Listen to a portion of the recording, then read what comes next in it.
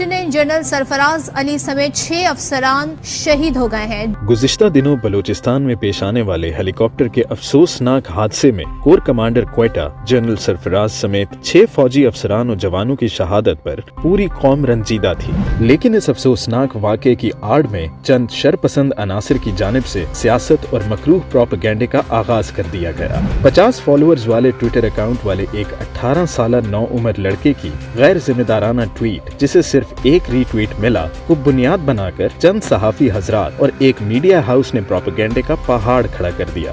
Media campaign کا آپ نے ذکر کیا جنرل صاحب، اسی کیمپین میں صدر پاکستان جو مسلح افواج کے کمانڈر ہیں ان کے بارے میں کہا گیا کہ شہداء کی فیملی نہیں چاہتی تھی کہ وہ جنازے میں شریک ہوں۔ اس ٹویٹ سے تحریک انصاف نے فوری طور پر نہ صرف لا تعلقی کا اظہار کیا بلکہ مذمت بھی کی، لیکن افسوسناک امر ہے کہ ایک طرف تو ایک گمنام اکاؤنٹ کی بے وقت ٹویٹ کو بنیاد بنا کر پاکستان کی سب سے بڑی سیاسی جماعت کے خلاف پروپیگنڈا کیا جا رہا ہے۔ ذرائع کا کہنا ہے کہ صدر مملکت پاک فوج کے شہداء کے جنازوں میں شرکت کرنا چاہتے تھے، مگر social media per P T I کے ٹرولز کی جانب سے کیے گئے منفی پروپیگنڈے کے بعد صدر مملکت کو جو فیڈ بیک دیا گیا اس کے باعث انہوں نے شہداء کے جنازوں میں شرکت نہیں کی۔ جبکہ دوسری طرف مریم نواز ٹیم کی جانب سے نہ صرف فوجی شہداء کی توہین کی گئی بلکہ اعلیٰ فوجی افسران کے نام لے کر سازشی تھیوریاں بنائی گئیں۔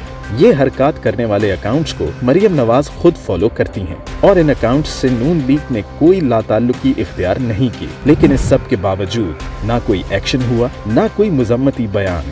میرے خیال میں اس بارے میں کامنٹ نہ کروں تو بہتر ہے۔ اور نہ مخصوص میڈیا ہاؤس کو درد ہوا۔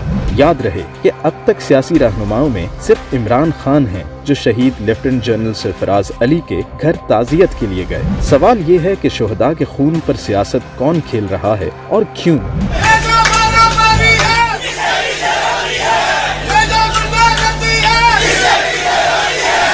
عوام اور افواج کے درمیان خلیج پیدا کرنے میں کس کا مفاد ہے؟